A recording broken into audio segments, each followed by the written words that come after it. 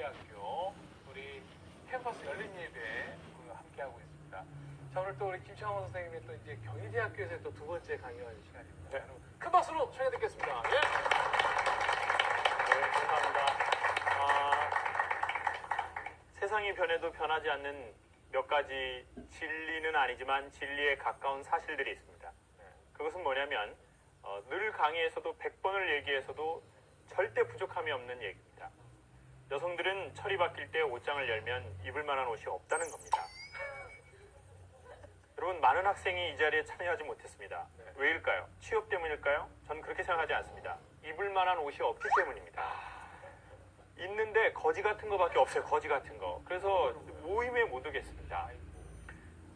사람들은 그 옷에 대해서 여성들은 계속해서 관심이 있고 이제 남자도 옷에 대해서 관심 있는 세상이 됐습니다.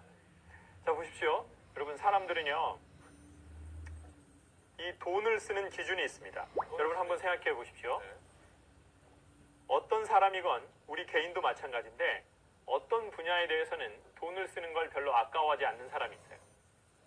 난 그 분야는 100만 원이든 1000만 원이든 1억이든 별로 아깝지 않아요. 돈도 잘 쓰는데 희한하게 그 돈 잘 쓰는 사람이 어떤 한 부분에 대해서는 돈을 정말 지독하게 따지는 사람이 있어요. 그러면 여러분의 경우는 어떻습니까? 나는 좀 돈이 그리 많지 않아도 나는 이런 경우에는 돈을 잘 안 아낀다. 그런 분야가 있다라는 분, 우리 학생들 중에 손 한 번만 들어주세요. 다른 건 아껴도 네, 이 분야는 돈 잘 안 아낀다. 후하게 쓴다. 우리 노란 옷 입은 여학생 뭐 할 때 돈 안 아끼나요?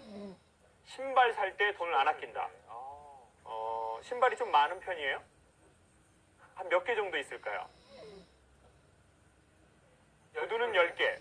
그리고 나머지 신발은 전체 통으로 하면 한 얼마 정도 있는 것 같아요? 15개? 많은 건가요? 적은 건가요? 어떠세요, 레이나 씨? 그걸 지금 다 가지고서는 신으세요? 하루에 4쪽씩 이렇게 손이랑 발이랑 이렇게 학교 올 때 뒤에는 하이힐, 앞에는 스니커즈 이렇게 해가지고 그냥 신발이 많으니까. 자, 보십시오. 그런데 우리 또 신발 살 때는 좀 비싸도 좀 이렇게 지르는 편이죠. 그러면 예쁘면 그렇게 되게 돼요. 그런데 유난히 내가 아까워하는 부분도 있어요. 아까운 거. 제가 아는 사장님은요, 돈이 좀 있는데 그분은 뭐에 돈을 안 아끼냐면 음식 먹는 데는 돈을 좀 안 아끼시는 것 같더라고요. 전라도 광주 분이시거든요. 그래서 외국 가면 항상 이렇게 그 카카오톡으로 문자를 보내요. 교수님, 여기 호텔이에요. 여기요 미슐랭 가이드 3스타입니다. 30만 원짜리 먹어볼게요. 그리고는 그 프랑스 요리가 코스로 막 나오잖아요. 이렇게 거품 같은 거 좀 이렇게 넣어준 거 이런 거예요. 그거를 막 5번, 6번 찍어주고 막 은수저에다가 은포크에다가 막 뷰가 쫙 좋은 곳이에요. 근데 그분은 되게 돈을 아끼는 데가 어디냐면요. 옷 수선하는 데는 돈을 되게 아끼는 거예요. 옷을 수선하는 거예요. 옷 수선하는 데. 제가 그랬거든요. 사장님, 옷을 잘 입는 방법 중에 하나는 비싼 옷을 입는 게 아니라 옷을 너무 길게 입거나 이렇게 너무 이렇게 길게 입는 게 아닙니다. 그러니까 양복도 조금만 수선하시면 기존 옷인데도 뭔가 사람이 되게 스마트하게 보이는 효과가 있습니다. 그러니까 여기에도 와이셔츠가 한 1.5cm 정도 보이게 그 자켓을 이렇게 길이를 수정을 하면 사람이 이게 흰 와이셔츠 부분이 탁 이렇게 나오면 남자가 상당히 스마트해 보이고 이렇게 더 했는데 금시기가 나오면 더 스마트해 보입니다. 이런 효과를 노리십시오. 그랬더니 교수님 그것이 그런가요? 그러면요 서울에서 수선해 볼게요. 그래가지고 이제 제가 서울에 수선하는 집 가게에 갔는데 이게 얼마냐고 그랬는데 이제 바지 통도 줄이고 길이도 좀 줄이는데 15,000원이 나온 거예요. 교수님 못 줄입니다. 광주에서는요 4,000원이면 떡을 쳐불어요. 그리고는 30만 원짜리 식사 드시고 옷 수선 15,000원인데 너무 비싸다는 거예요. 제가 집에서 바느질 해버려요. 아, 그렇구나. 그러네요, 진짜. 각자에게 돈을 쓰는 데에 조금 더 아까워하지 않는 분야가 있고 누구는 몇천 원, 몇만 원인데도 그게 너무너무 덜덜덜 떨리고 아까운 데가 있더라는 거죠. 그 지점이 어딘가 봤더니 매우 간단합니다. 인간은 자기가 가치를 느끼는 분야에 대해서는 돈을 쓰는 성향이 있다는 사실을 알아냈습니다. 가치를. 유학생은 뭐의 가치를 느끼는 건가요? 발이 편한 거예요. 왜냐? 손, 발 다 써야 되기 때문에 이게 손, 발 다 써야 되기 때문에 편해야 돼요. 왜냐? 학교에 올 때 빨리 와야 되거든요. 편해야 돼. 사람은 결국 자기가 가치 있다라고 생각하는 거에 돈을 씁니다. 근데 저는 돈의 다른 말은 생명이라고 생각합니다. 근데 조금 더 정확하게 얘기하면 돈을 반복적으로 쓰는 곳에 그 사람의 생명이 있는 거죠. 반복적으로. 그렇죠? 그러니까 돈을 반복적으로 쓰는 곳. 그래서 성경에도 그랬습니다. 재물이 있는 곳에 너희 마음이 있는 거다. 아. 남자가 여자 사랑한다 그러면서 맨날 김밥 천국 가고 맨날 삼각김밥 사줘요. 오빠 사랑 못 믿는 거 아니지? 오빠는 삼각김밥과 함께 항상 편의점에 가서 삼각김밥 사주고 바나나 맛 우유 따주고 막. 그리고 이 오빠가 여러분을 사랑한다고 하면 여러분은 그 사랑을 믿겠습니까? 믿지 않겠습니까? 여학생들 안 믿어요. 믿지 않아요. 지금 안 믿는데요. 사랑은 돈으로 입증되는 건 아니지만 사랑한다면 인간은 돈을 반드시 쓰게 돼 있습니다. 그러니까 사랑한다고 하면서 돈을 쓰지 않는 것은 사실 사랑하는 것이 아니죠. 좋아하는 것이 아닙니다. 좋아 보이는 거죠. 좋아 보이는. 아니면 좋아한다고 스스로를 속이고 있거나 그 무엇에 속고 있는 거죠. 사람은 사랑하면 돈과 시간을 쓰게 돼 있습니다. 그 말은 다른 말로 거기에 가치를 인정한다는 말이죠. 그리고 사람은 가치를 인정하지 않으면 남들이 보기에는 별로 돈 쓰지 않는 건데도 상당히 아까워하게 돼 있습니다. 이것은 아주 인간 삶의 보편적인 이야기인데요. 우리 여학생들, 남학생들, 특별히 여학생들 생각해 보세요. 3년, 5년이 지나고 나서도 계속 남아있는 옷이나 가방이나 액세서리가 있어요. 그건 크게 두 가지입니다. 첫 번째, 비싸게 주고 샀거나 두 번째, 싸게 샀는데도 본인이 상당히 의미 있고 가치 있다라고 여기는 물건이죠. 나는 5년이 지났는데도 10년이 지났는데도 입고 있거나 갖고 있는 물건이 있다. 사람 말고요. 손 한 번만 들어주세요. 나는 그런 물건이 있다. 나에게 소중한. 5년, 10년이 지났는데도 역시 우리 노란 옷 입은 여학생. 네. 그리고 우리 대학원 우리 조교 선생님이시죠? 슬리퍼는 아니시죠? 슬리퍼는 아닙니다. 뭐를 갖고 있으세요? 몇 년 된 겁니까? 뭡니까 그거는? 5년이 넘었으면 많이 좀 헐었죠. 그랬는데도 여전히 갖고 다니고 있는 거죠. 앞으로도 그 지갑을 계속 쓸 생각이 있나요? 이야. 아버지께서 사셨지. 그러면은 여자친구가 지금 있나요, 없나요? 그럼 그 여자친구가 오빠 내가 이거 사주는 거야. 오빠 이거 써라고 하면 어떻게 하실 건가요? 정중히. 거 보십시오. 놀랍네요. 목소리가 아주 단호해요. 정중히 거절하겠습니다. 왜냐? 아버지가 사준 지갑에 뭔가 의미가 있어요. 가치가 들어있죠. 거기에 또 기업 카드를 같이 아버지가 넣어주셨을지도 모릅니다. 너 이거 가족 카드니까 마음대로 써라. 라고 하면 아버지 얼마나 감사하고 아버지와 사랑이 더 깊어지겠죠. 자, 그런 아버지 저도 한 분 계시면 좋겠습니다. 자, 보십시오. 아버지가 주신 그 지갑에 의미가 있기 때문에 그 지갑이 유명한 브랜드가 설령 아니라 할지라도 나중에 헐어서 남들이 야, 왜 이렇게 헌 거를 갖고 다녀? 요즘에 좋은 것도 많은데 라고 해도 그것은 세상 그 어떤 명품과 바꿀 수 없는 나만의 명품인 거죠. 나에게만 명품이죠. 네. 자, 그리고 우리 노란 우리 학생은 뭡니까? 몇 년이에요? 몇 년? 10년. 뭐 신발이요? 신발이요? 뭐예요? 10년. 뭐를 그렇게 오래 갖고 있어요? 자켓. 정말 싼데? 아, 그래요? 그럼 계속 그걸 이렇게 10년째 잘 이렇게 관리해서 입고 있는 거죠. 보세요. 사람들은 자기가 의미 있다라고 생각하는 곳에 돈을 쓰고 그게 시간이 지나도 그것을 계속 소장하려고 합니다. 왜냐면 그게 자기만의 명품이기 때문에. 그리고 자, 두 분의 이야기를 들어보면 여러분의 이야기를 들어보면 사람들은 자기가 소중하다고 생각하는 걸 케어하는 성향이 있습니다. 그게 물건이든 마음이든 인간의 삶이든 케어한다는 거예요. 다 아시겠지만 대학 생활은 그리 화려하지 않습니다. 대학 생활이 화려할 때는 1학년 초기에 잠깐 몇 달입니다. 그렇죠? 그리고는 이내 알게 됩니다. 학교에 또라이가 많다는 사실을. 교수님도 또라이, 조교도 또라이, 그리고 또 동기들 다 또라이. 그리고 알고 보니까 나는 진짜 또라이. 내가 오니. 그렇죠. 그리고는 학교에 들어왔기 때문에 더 어두운 것들을 보게 됩니다. 왜냐? 이젠 취업은 어떻게 할까? 내가 취업이 될까? 이게 그러니까 이제 그 대학 들어와서 밝았던 것은 정말 잠깐.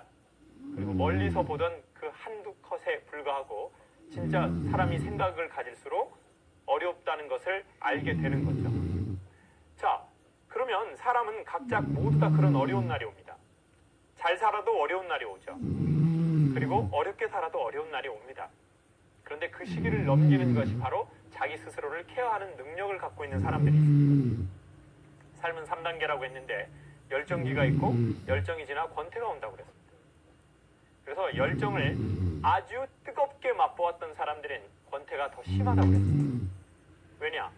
너무 뜨겁게 사랑했기 때문에 권태라는 말은 전에 의미가 있었는데 지금 의미와 재미가 없어졌다는 뜻이거든요. 그러니까 매우 뜨겁게 신앙을 가졌던 사람, 매우 뜨겁게 학교 생활을 즐겼던 사람, 매우 뜨겁게 사랑했던 사이들은 이 권태가 상대적 갭이 아주 심하다는 거죠. 그러니까 이 시기를 넘기지를 못하는 거예요. 이게 너무 힘들구나. 어떻게 해야 되지? 그런데 그 시기를 넘기는 키워드가 바로 오늘 소개해드리고 싶은 이 가치에 대한 문제입니다. 자기가 자기 스스로를 가치 있다라고 생각하는 사람은 위기 때에 자기를 케어합니다.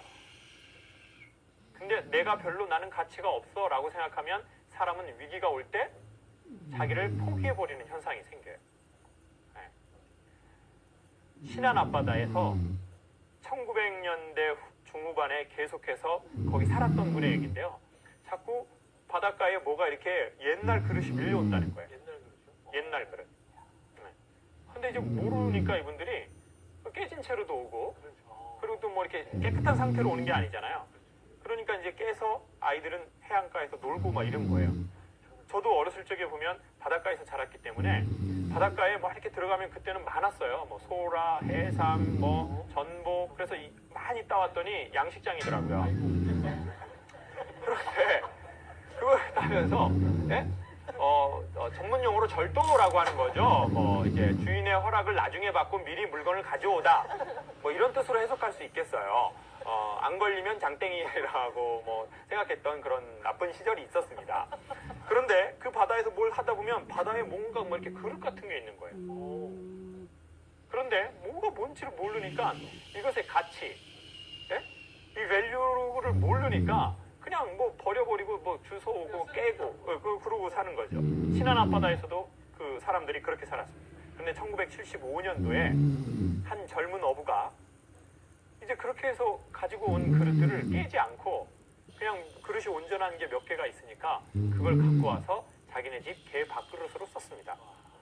근데 그 개도 아주 럭셔리한 개는 아니었겠죠. 뭐 슈나우저라든지 시베리안 허스키 그리고 뭐 푸드릴 이런 게 아니었어요. 믹싱된 견이었어요. 믹싱. 이렇게 부모를 정확하게 예측할 수 없는 이렇게 그 독구가 집에 나갔다가 이게 새끼를 베어가지고 오는 어떤 그런 아주 이렇게 혼합된 그런 형이었었어요. 그런데 이제 그 강아지의 밥그릇, 개 밥그릇으로 쓴 거예요. 그런데 어느 날 서울에서 친척이 고향에 놀러 왔다가 그 개 밥그릇이 눈에 들어오는 거예요. 그리고는 내가 서울에 가서 이걸 좀 감정을 좀 받아도 되냐고 그랬더니 뭐 당연히 개 밥그릇인데 뭐 가져가라. 그래서 이제 서울에 가지고 왔는데 이제 그때 당시 돈으로 한 4억 5천만 원 정도의 감정가가 나왔습니다. 정말 럭셔리한 개죠. 4억 5천짜리 밥그릇에 밥을 먹은 겁니다. 그때 당시 서울 강남의 아파트 한 채가 7천만 원 전후라고 그랬습니다. 그러니까 현대 시가로 계산했을 때 40억에서 50억 정도 되는 가치를 지니고 있는 그 그릇을 개 밥그릇으로 쓴 겁니다.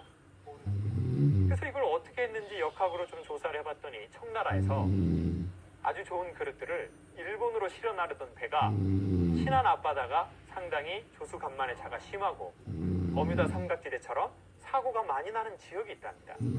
그래서 온전하게 그냥 빠진 거예요. 그리고는 그 그릇이 통째로 쓸려서 이렇게 온 겁니다.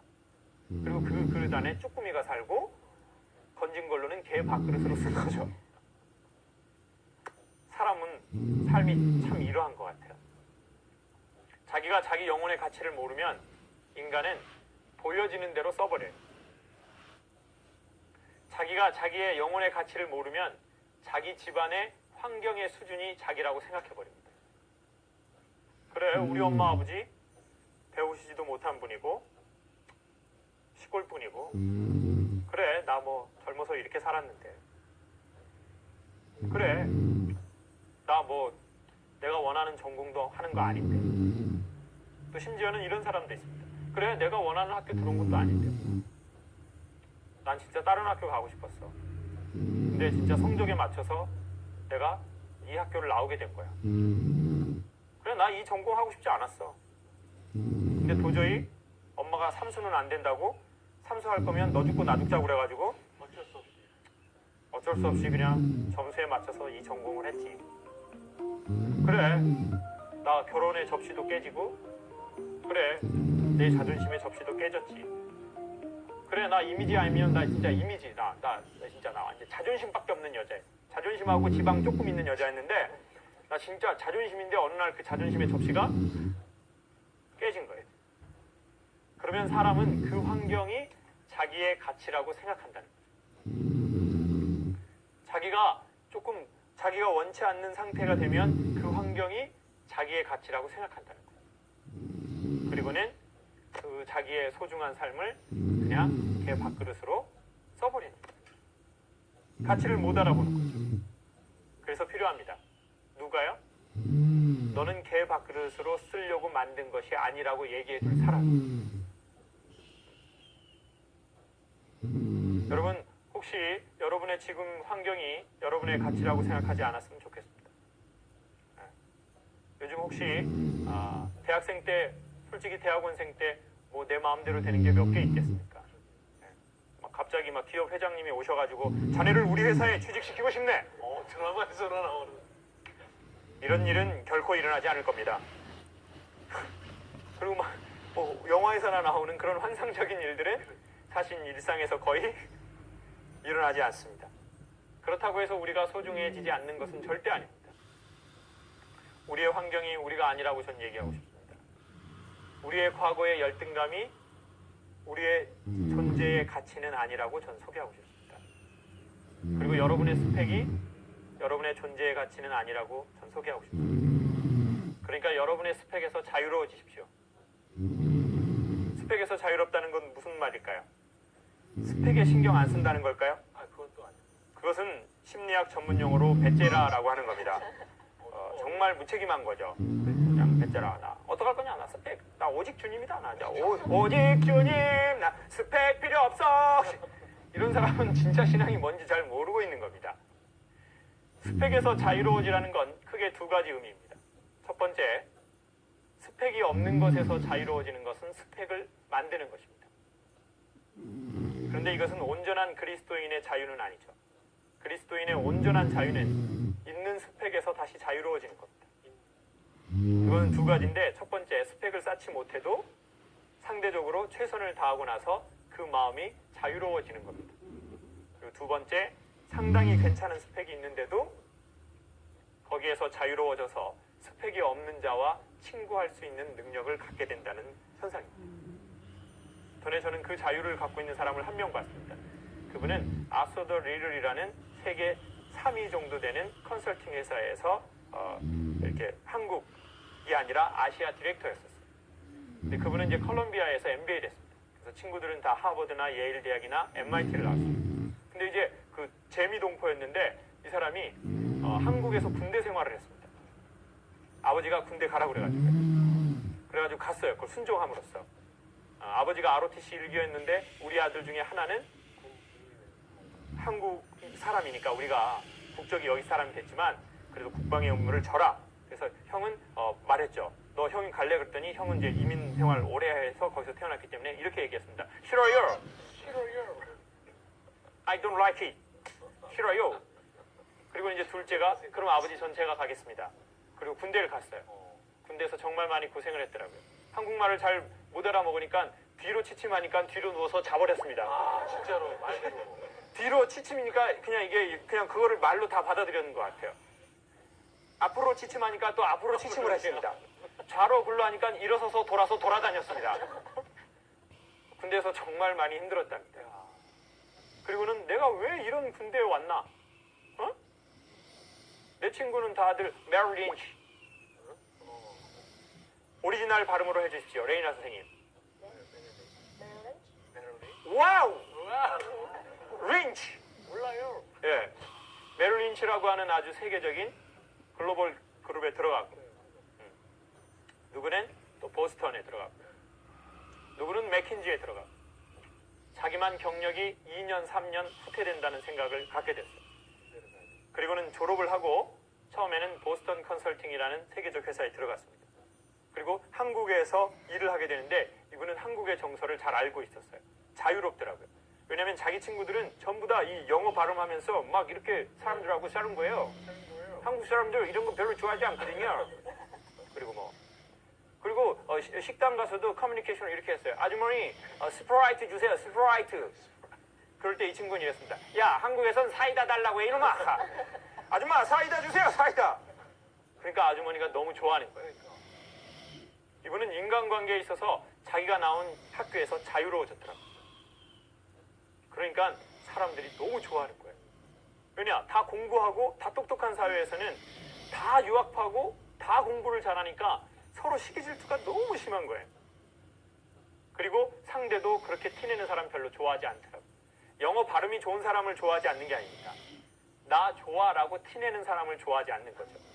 그게 무슨 말입니까? 스펙이 없는 사람을 좋아하는 게 아니라 스펙이 있는데 그 스펙에서 자유롭지 않은 자들을 좋아하지 않는 거죠.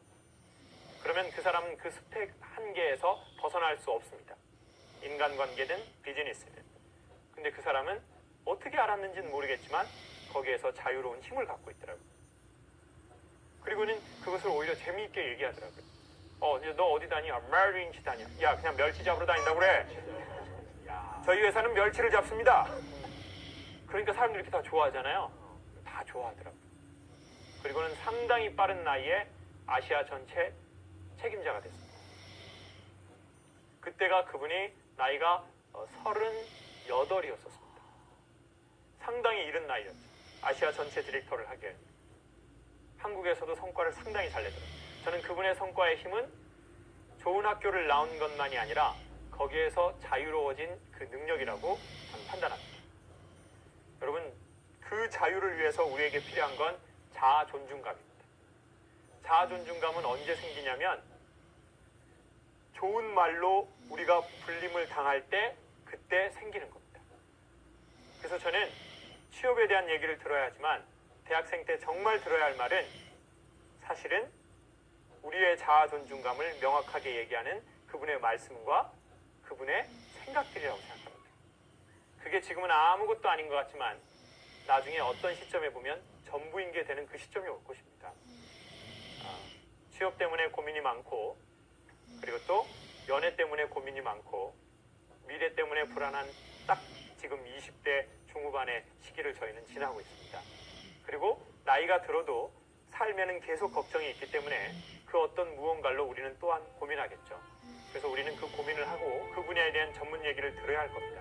그렇지만 우리가 결코 잊지 말아야 할 것은 우리가 누군지를 얘기하는 그 말씀을 우리는 들어야 한다는 겁니다. 그리고 그 말씀들을 들을 때 우리가 누구라는 것을 우리는 알게 될 것입니다. 그때 우리는 힘든 시기에서 나올 수 있는 힘을 얻게 되고 그래서 잘 되게 된다면 그 잘됨에서 다시 자유함을 얻게 되는 것이 바로 그 좋은 자존감에 대한 확신입니다. 그때 최종적으로 나타나는 현상은 나보다 가난한 자와도 친구할 수 있고 나보다 부유한 자와도 친구를 할 수 있다는 것입니다. 그때 그리스도의 복음이 가장 잘 전달되는 때이기도 하고 세상의 모든 유형과 무형의 물질이 가장 잘 사람들에게 유통되는 그 시점인 것입니다. 여러분, 이 봄에 그분의 말씀으로 자유로워지시면 좋겠습니다. 자유로워진다는 것은 스펙을 방치하는 것이 아니라는 것을 다시 한번 주의 삼아서 꼭 말씀드리고 싶습니다. 그 스펙에서 온전한 자유함을 얻어서 자유가 필요한 모든 사람들에게 자유의 희망이 저희가 직접 되었으면 좋겠습니다. 이 캠퍼스에 그리고 저희가 사는 모든 지역이 그렇게 되기를 바랍니다. 고맙습니다. 고맙습니다.